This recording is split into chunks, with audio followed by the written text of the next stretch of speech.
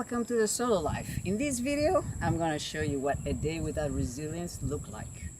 So you start your day, might be a nice day, and you get there, and then you stumble, and then because you have no composure, you're like, God damn it, this is so unfair, I wanna get out, but I can't, and it's always like this, life is so unfair, and I hate it, and because you have no composure, and because you have no composure, your reasoning is not telling you how to get out, and you are wondering, oh my goodness, am I gonna be able to do that?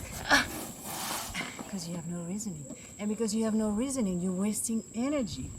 And as your health might not be the best, you're struggling, trying to make it happen, and even your persistence is kind of, I can't do it anymore. Oof, I'm too tired.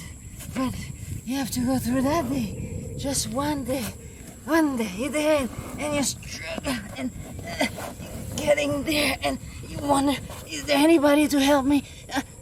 Anybody to help me? And you don't find anybody, but you finally get to the end of your day, and you're just wondering how you're gonna make it, and you don't want another day like this. That's what a day without resilience looks like. You want it? Ciao, ciao.